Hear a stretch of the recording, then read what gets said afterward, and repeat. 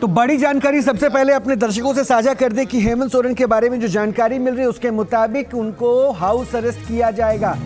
ये बताया जा रहा है कि ईडी ने हाउस अरेस्ट करने की बात सामने रखी और ये राजेश और अपडेट देंगे। राजेश, जो अमित बता रहे हैं हाउस अरेस्ट हेमंत सोरेन।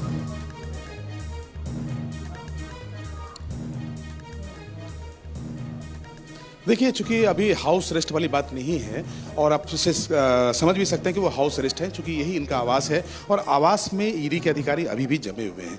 यही इनका पुराना आवास है और इसी आवास में हेमंत सोरेन रहते हैं। चूंकि जो इनका मुख्यमंत्री का जो एक्चुअल जो आवास है वो इसके बगल में है, जो कि नया आवास है। हम चाहेंगे अपने कैमरा पर्सन को कि आपको दिखाएं कि वो आवास किस साइड में है।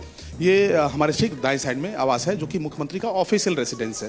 लेकिन किसी अंधविश्वास की वजह से ये कहना था कि उस आवास में बहुत लोग मुख्यमंत्री लंबे समय नहीं रह सकते हैं, तो मुख्यमंत्री वहां जाना नहीं मुनासिब समझा और ये अपने पुराने आवास में, जब ये विधायक थे, जब नेता प्रतिपक्ष थे, उसी जमाने से ये जो जिस आवास में वो अभी हैं उसी आवास में वो रह रहे हैं अपने पत्नी के साथ, अपने 2 बच्चों के साथ में। और इन्होंने अपना जो कार्यालय है इसी ऑफिस में उन्होंने खोल रखा है। तो हेमंत सोरेन फिलहाल यहीं पर हैं। चूंकि एक बात जो अमित बता रहे हैं उसमें एक बात हो सकती है कि चूंकि उनके जो समर्थन है, यहाँ पर एक जतरा है जो आदिवासी पर्व है, उसमें बड़ी संख्या में कार्यकर्ता हैं। तो अगर ये बात सामने अगर पता चलती है कि वो यहाँ पर वो उनको अरेस्ट कर लिया गया है तो संभवतः लॉ एंड ऑर्डर की स्थिति बन सकती है। तो ऐसे में इसी आवास में रात भर उनको रखा जाए।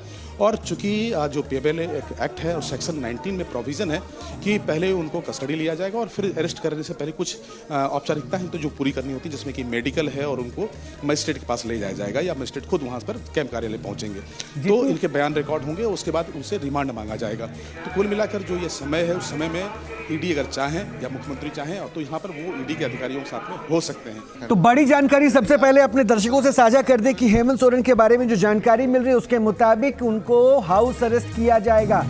ये बताया जा रहा है कि ईडी ने हाउस अरेस्ट करने की बात सामने रखी और ये राजेश और अपडेट देंगे। राजेश, जो अमित बता रहे हैं हाउस अरेस्ट हेमंत सोरेन।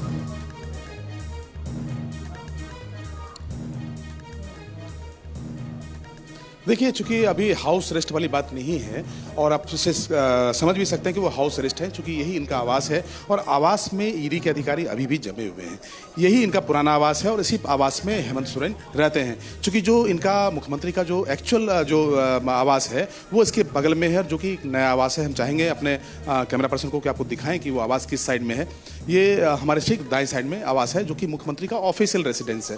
लेकिन किसी अंधविश्वास की वजह से ये कहना था कि उस आवास में बहुत लोग मुख्यमंत्री लंबे समय नहीं रह सकते हैं, तो मुख्यमंत्री वहां जाना नहीं मुनासिब समझा और ये अपने पुराने आवास में, जब ये विधायक थे, जब नेता प्रतिपक्ष थे, उसी जमाने से ये जो जिस आवास में वो अभी हैं उसी आवास में वो रह रहे हैं अपने पत्नी के साथ, अपने 2 बच्चों के साथ में। और इन्होंने अपना जो कार्यालय है इसी ऑफिस में उन्होंने खोल रखा है।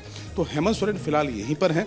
चूंकि एक बात जो अमित बता रहे हैं उसमें एक बात हो सकती है कि चूंकि उनके जो समर्थन है, यहाँ पर एक जतरा है जो आदिवासी पर्व है, उसमें बड़ी संख्या में कार्यकर्ता हैं। तो अगर ये बात सामने अगर पता चलती है कि वो यहाँ पर वो उनको अरेस्ट कर लिया गया है तो संभवतः लॉ एंड ऑर्डर की स्थिति बन सकती है। तो ऐसे में इसी आवास में रात भर उनको रखा जाए।